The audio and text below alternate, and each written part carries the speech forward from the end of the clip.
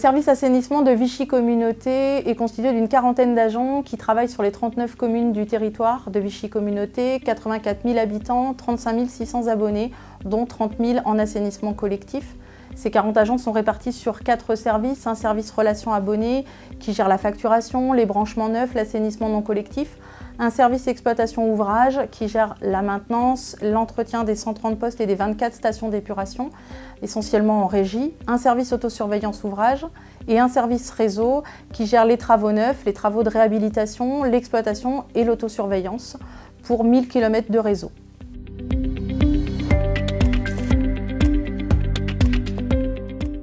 À Vichy Communauté, nous avons 5 déversoirs d'orage qui collectent plus de 2000 équivalents habitants, dont 2 qui étaient déjà équipés. Donc sur ces déversoirs d'orage, nous avons une obligation d'estimation des débits et nous en avons 4 qui collectent plus de 10 000 équivalents habitants, sur lesquels nous devons mesurer les débits et estimer la charge déversée. Pour l'estimation de la charge déversée, nous avons la chance sur la ville de Vichy d'avoir un collecteur unique d'eau pluviale qui collecte tous les trop-pleins des déversoirs d'orage de plus de 10 000 équivalents habitants. Nous avons donc eu l'autorisation d'installer un seul préleveur juste avant le rejet de ce collecteur au milieu naturel. Mais il nous restait 7 déversoirs d'orage à équiper en mesure de débit et c'est là que nous avons fait le choix de la modélisation 3D avec le bureau d'études 3DO.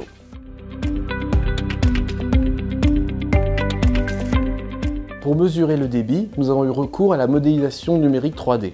C'est un outil qui est largement diffusé dans certains domaines industriels comme l'aéronautique. Nous avons tous vu déjà à la télé des exemples de modélisation d'écoulement d'air sur un fuselage d'avion ou sur une carrosserie de Formule 1.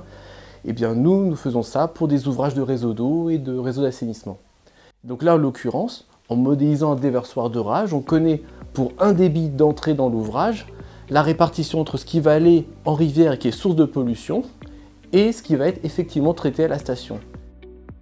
Si bien qu'au final, pour un débit donné, on a la hauteur dans tout l'ouvrage et avec une simple mesure de hauteur, on sera capable de déduire le débit.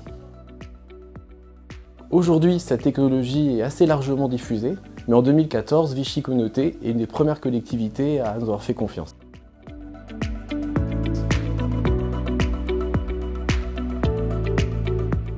Pour nous, 2 gros avantages à la modélisation 3D. Tout d'abord, la précision, la fiabilité de la donnée.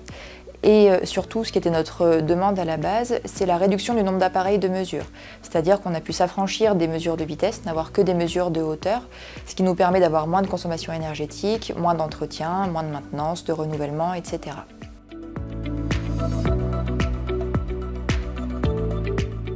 L'autosurveillance, c'est la surveillance par une collectivité de son système d'assainissement.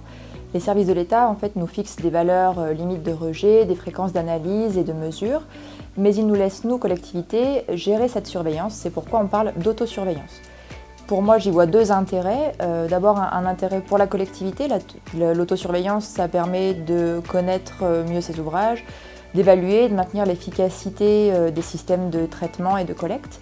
Mais il y a aussi un intérêt pour les services de l'État, donc pour nous, la police de l'eau, qui va pouvoir contrôler la conformité de nos rejets au milieu naturel et ainsi pouvoir reporter ces résultats à l'Union européenne.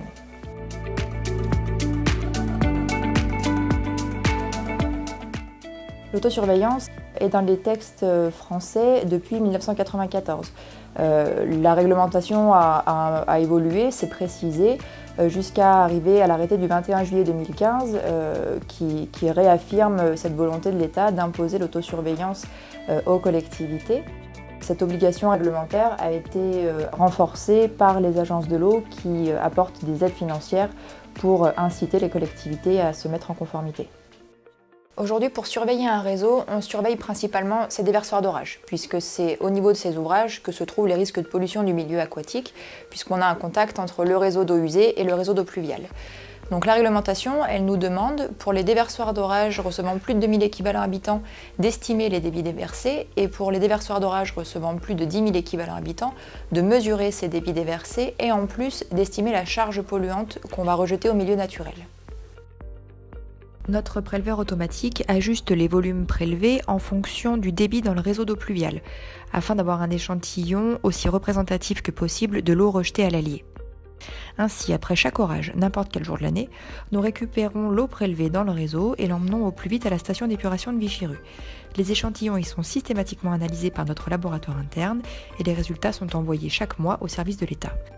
Finalement, l'eau rejetée à l'Allier en cas d'orage est très diluée. En qualité, on est équivalent à un rejet de sortie de station d'épuration sur quasiment tous les paramètres.